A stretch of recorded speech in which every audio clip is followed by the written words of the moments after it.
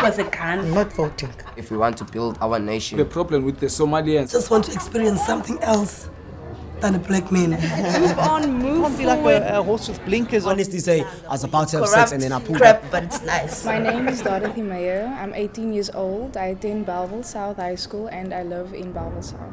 Hi, I'm Donovan Orense. I'm 19 years old. I live in Belleville. Good day, I am Tamika Cornelius. I attend Belleville South High. I'm a matriculant and I live in Belleville. Hi, I'm Yuna Peterson. I'm from Belleville South High School and I live in Reiswach. Hi, my name is Catherine Steenkamp. I'm 18 years old. I attend Belleville South High, but I reside in Westbank. My name is Joseph. I'm 17. I live in Kailicha. Our state of the nation is pathetic. It is not what it was 20 years ago, and I'm most certainly sure it is not what Nelson Mandela fought for 20 years ago. And I think that it's just plain wrong that it's people in power that is making our country look the way it looks today. It's actually like a disgrace to our country. Like everyone is looking at us, like look how they go on in parliament. It's not even an example. I wouldn't want to show my child one day, this is what our country do. If you look at the State of the Nation address that was recently, the way they went on, I think it's absurd. Not only is it an embarrassment to the rest of the world, to South Africa, as well as the individuals as well. What image are they portraying? To upcoming leaders like ourselves? It's very much what happened years ago. If you look at, let's say, the SAPC, for instance. The SAPC now is like majority controlled by the ANC, if you look at it. As I was watching the State of the Nation address, I noticed that many stuff aren't being shown as when I looked at it on ETV. Like when the EFF were chased out, I didn't see that on the SAPC. And when stuff that are negative towards or put the ANC in a negative light, I don't see it in the SAPC. I do see it on other stations, which is very shocking to say the least. And the way how our president doesn't answer a simple question of when he's paying back the money. Yes, I understand what was happening on a State of the Nation address, which was done by the EFF, wasn't in a positive light. But the president has been ignoring this for Almost a year. Like a year now. 250 million rand on his Nkandla residence, it is a lot of money, which I personally feel that he should have, if he hasn't been found guilty, if he doesn't feel guilty, he would have paid some of the money back at least, but he hasn't even come that far. But can I say something? Yes, you're saying that the president should pay back the money, but the president is going to use the taxpayers' money to pay it back. What money does the president have? Because even the money that he earns is so double. It's a lot than what he built in Nkandla. So are you saying that the president should pay it back, but he's going to use the taxpayers' money again? They work in such clever tactic ways, like almost like we're not going to be able to figure that out, man. Now we're focusing on the president's character. What I want to know is... Also, we're just changing. Whenever you say we change. Yeah, we change. Yeah, I'm the talk show host. Okay, but when you notice it, let's take the president's character. The president did he finish high school? No, we didn't. No, we didn't. Like I heard. He dropped out. Okay, let's take that. The president didn't even get a matric certificate, but they're telling us then we must finish matric. Then we must finish matric, and then we get a degree, but still we don't get jobs. But when you look at it like this, look at the SAPC. We have Saudi Motsotseng, something like that. He was the chief CFO of SAPC. But he don't have a matric certificate, he don't have a degree, diploma, but he now, get where paid. does that come? Then there's lots of people that doesn't have work and there they are right at the top with no qualifications. That doesn't make sense. Maybe they studied in between. The purpose of us being at school, working our butts off, getting distinctions. The big thing is when you're done studying and you go for a job, they tell you you don't have experience. That is the new biggest thing. How are you supposed to get experience if you just came out of university and they tell you don't then have our experience? president don't even have that. He don't have Yes, experience, but he's the Joseph, he president. knows how things has been going. Yes, okay, in a political way Yes, it does, in that way. but not in an educational way. Educational You way. have an education. Let's say you have an education. You finish high school, and then you get a degree, diploma, okay, you get a PhD, and then you want a job, and they tell you no, you don't have experience, but the president have nothing. Exactly my point. And these are our leaders. And a few months back, we went on a leadership camp, and we learned that they expect the most of us in each leader. And these are our leaders for today, and that we should look up to. You remember that George Orwell novel we did last year? The way it's a mirror image of what's happening in South Africa. You see Old Major is Nelson Mandela. You see it. And then there's Snowball's Thabo Mbeki when Thabo Mbeki was president. And then there's Napoleon who was Zuma who was going to be president. But when you see it, you see Napoleon had like issues with the way Snowball ran things when Old Major died. But Nelson Mandela didn't die. I'm not saying it during that period he didn't die. But when Thabo Mbeki was president, you see how the way he was ousted out. Yeah. Well, for what? But the thing is, I understand that Thabo Mbeki focused on foreign investments and stuff like that, but he didn't focus on what was at home. But still, the way he did stuff was kind of positive. You see, I remember it was 2008 where we had that load shedding issue, but the way it was solved was amazing. But we have this load shedding issue now, and now we're blaming Jan van Riebeeck. Why would you? Where does he I don't even come understand. in? Like, Load shedding on Jan van Riebeeck. Jan van Riebeeck has died how many years ago? They said that Jan van Riebeeck is responsible for load shedding. I mean, like, Jan van Riebeeck died like way back when, and load shedding is happening now.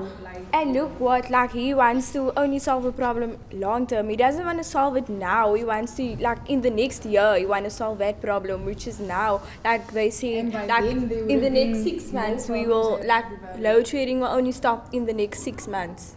Like, What's going to happen during winter? Exactly. Like the people on the street is going to suffer. But I personally feel that load shedding that's happening now, it's currently having a negative effect on businesses, the economy itself. Because load shedding is just like at the most 2 hours a day.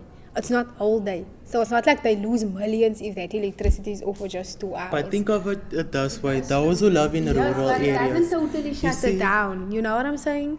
But think of it as this, those who live in rural areas, those 2 hours are very important because it could be life-saving, like they could be treated maybe because they use like... And how is that different from us that live in the city and it's a hospital and they're busy operating on you? How is that different if you take it to the rural area? Those 2 hours, those 2 minutes, those 2 seconds, whatever it may be, that the electricity is off, it is imperative. As you were saying, there's no difference between it being off in the rural area or in the suburbs. It has the same effect. It is important. It's not gonna make you close your doors when you close for 2 hours. You know what I'm saying? That's what I mean. I wasn't not talking about life-saving issues or life-threatening issues, but I was just referring to that, There are man. always different attributes to look at concerning these issues. Yes. And the way it's going now, they're not leaders at the moment for us. The only role model for me is Nelson Mandela. I could say my mother, but at the most it's Nelson Mandela. Nelson Mandela was what a true leader is. Yes, he had his problems, he had his personal problems, but he didn't let that affect his work. You see now we have RTP stuff and we have grants also. Jacob Zuma can claim that he came with it. It was last year, the State of the Nation address, and then he claimed that he bought the grants, the social grants and what. But I remember it clearly, it was Nelson Mandela and Thabo Mbeki who brought such social grants to the people, not Jacob Zuma. When I watch the State of the Nation address, all I hear by Jacob Zuma is, we went down in job opportunities last year, but this year we managed to went up miraculously. I don't understand that. It doesn't even happen. He just says that you don't see proof of it. You don't see. Let's put it this way. His intentions are maybe his intentions are good, but his actions are totally wrong. and maybe he does it because he wants to look good, but actually In front, he's not front that of the good. public eye. Exactly. In front of the But public he eye. doesn't look good in front of the public eye. The thing is, I've heard so much of Jacob Zuma's divorces and marriages. It's really, I haven't heard one thing that he did that reflects positively on us as the youth because now, and when you look at it this way, the youth are like. Take for instance now the youth are very suffering, man, because some of them don't get into universities because they found out that universities are full and stuff like that. Wow, there is no accommodation for that for the youth, and I haven't heard anything of what Jacob Zuma has done. Can you guys tell me what did Jacob Zuma do? Nothing. That is where it comes in that. Education-wise, if you go to universities, schools, it's white people. It's white people that's in control. It's white people that's running everything. It's white people that's running our education in our country. And the only way that all of this is going to be fixed is with education. And not that I'm saying that people that's sitting in parliament isn't educated, but it just comes across wrong. No, you can't say that because Helen Zala and Pussy My Money, then they are educated. They are very educated. Even a lady Pando them. Yes, they are very educated. It's just like the things that they fight for is things that we feel is unnecessary. But now, therefore, we don't agree with them. But it doesn't mean that they are not educated. You know what I'm saying? But coming back to the point, white people is control of education. That's why you will say that you can't see that Zuma has done anything. It's because like he doesn't have a hand or a foot in there. I just feel like, to say it plainly, coming from a colored perspective, coloreds are lazy. They want everything like this. They want it like They want it in a That is silver why platter. we are still sitting where we are sitting. That's why universities are full of black people, because they want to learn. They're hungry for education. Colored people, if they don't get in, then they don't want it. Yes, not all the blacks. They have earned their way in there, not all of them. And they're not failing their way out of there. I'm with you on that one. There are majority of colors that want to go, no, I want to go study. But do they ever go extra classes, put in extra effort, actually go apply for bursary themselves? Because, I mean, like, our parents, neither our schools determine our future. We do. But then again, colors, did you say, like, they're scared? It's almost like they're scared. I'm a colored, but they're scared. Like, they don't have, like, that dignity to say, like, I want to be a leader. And the way They're to not raise confident. years, They're not like, I want to confident. be on top. Did you see in parliament, most of the people is either black or white. You white. don't see Yeah, colored. a minister of this and that is a colored person. It's like one or two out of a lot of them. I admire a black person because they go out, they compare when you have to study. See how a black person study. They in their books 24/7. They're sitting here with a candle in their shack. They study. But guys, The colors, we don't have candles. We're not gonna go sleep. But guys, you should see in my community the lazy black people that are there. They are people, but okay, I'm not hating my community and stuff, but the colors, we just see, Stating the obvious of what we're not we saying see. colors, we just Yeah. see, we're giving our perspective of things. see that, like, I can say that black people are more lazier than coloreds, and you can say no, coloreds are more lazier than blacks.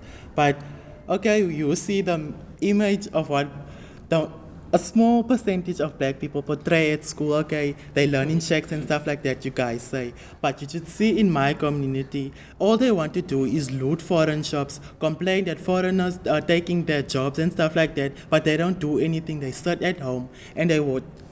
I don't understand something like that. No, but then again, if you look at it from their perspective, if you live in a family with lots of children and you're the oldest, education is not on top of your list. You know what I'm saying? It's about providing, it's about having food to eat and clothes to wear, and if that is an option for them, then they're gonna do that. Whose fault is it they don't have any education and stuff like that? Okay, let's not blame Zuma now. I'm talking in a wider perspective. But you don't What's get your the circumstances? point. You can't Yes, you don't help get for the point of- circumstances that you grow up in or that you Exactly. live in. So what's your circumstances? If I ought to put myself in a situation where, let's say, my family, I have a family of, let's say, 8 people. My father's unemployed, my mother's unemployed. Their reason they dropped out of school whatsoever. So they're staying at home looking after us. My father does go casual now and then. But here I'm seeing myself and my family struggling, going to bed hungry. My brothers and sisters wearing torn clothing, I'm gonna tell myself, why do I need school if I can just go help and receive an income and go help my family? I'm gonna be that type of person that's like, Mommy and Daddy, listen here. I can see you guys are suffering. I see you guys are struggling to keep us up and whatsoever. But I'm gonna take this initiative. I will one day when I do own a lot of money, I'll go study further. But right now, I feel that I should help you. My dream is to become an attorney. My dream is to be a radio representative. My dream is to become an entrepreneur, having my own business. My dream is to one day own my own business and have a great and happy future. I have a lot of dreams, but I'll summon them to just two.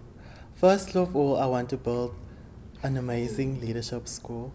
And the second of all, I want to build a charity that does not profit itself but the people. My dream is to just be successful in whatever I attempt to do, no matter how small or how big it is, because with success comes happiness, and I just want to be happy.